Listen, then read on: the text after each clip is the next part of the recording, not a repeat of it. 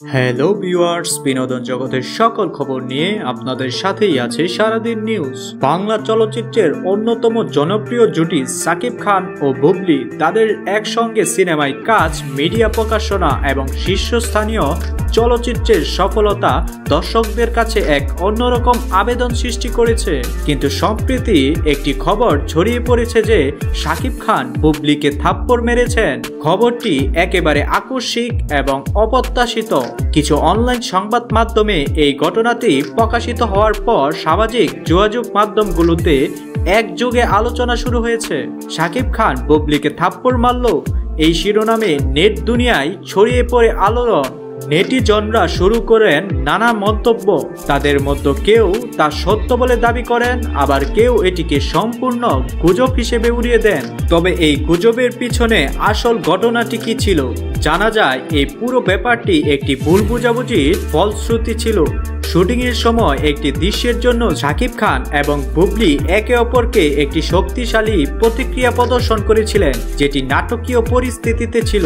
ক্যামেরার সামনে এই দৃশ্যটি ছিল খুবই চরম। এটি ছিল অভিনয়ের অংশ।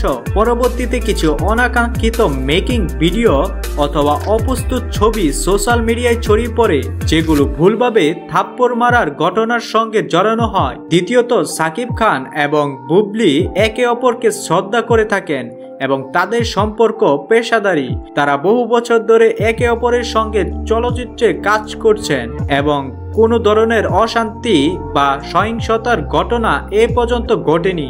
সাকিব খান নিজেও এ বিষয়ে একটি বিবৃতি দেন, যেখানে তিনি উল্লেখ করেন এটি একটি একেবারেই মিথ্যা খবর, এটি পুরোপুরি একটি গুজব। বুবলিও সোশ্যাল মিডিয়ায় পোস্ট করে জানান, একটি ভুল বোঝাবুঝি থেকে এই ঘটনা সৃষ্টি হয়েছে। আমি এবং সাকিব একে অপরকে খুব সম্মান করি, সবকিছু ঠিকঠাক আছে। এরপর এই গুজবটি ধীরে ধীরে থেমে যায় এবং সবার মধ্যে শান্তি ফিরে আসে। সাকিব খান এবং বুবলি আবারও তাদের পরবর্তী চলচ্চিত্রের শুটিংয়ে মনোযোগী হয়ে ওঠেন। তারা জানান তাদের সম্পর্ক শুধুমাত্র পেশাদারী এবং কোনো ব্যক্তিগত বিরোধ বা সংঘর্ষ তাদের মধ্যে নেই। তো দর্শক বিন্দুরা, আপনারা এই ঘটনাটিকে কেমন করে দেখছেন তা আমাদের কমেন্ট করে জানান।